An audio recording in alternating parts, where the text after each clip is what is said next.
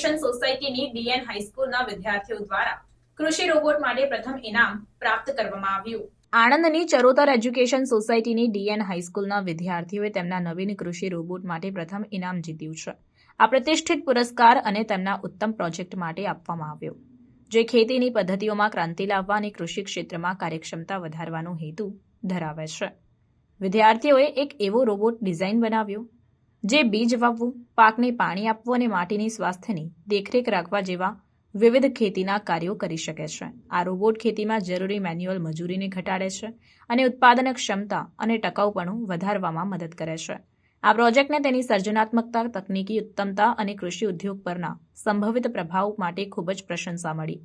પુરસ્કાર વિતરણ સમારોહમાં વિવિધ મહાનુભાવો, શિક્ષકો અને ઉદ્યોગ નિષ્ણાતોએ હાજરી આપી હતી, જેમણે વિદ્યાર્થીઓના પ્રયાસોની પ્રશંસા કરી અને તેમને તેમના નવીન કાર્યને ચાલુ રાખવા માટે પ્રોત્સાહિત કર્યા। આ સિદ્ધિએ ડીએન હાઈસ્કૂલ અને ચરોતર એજ્યુકેશન સોસાયટીને ગૌરવ અપાવ્યું છે, જે શિક્ષણમાં નવીનતા અને ઉત્તમતા પ્રોત્સાહિત કરવાની તેમની પ્રતિબદ્ધતાને દર્શાવે છે।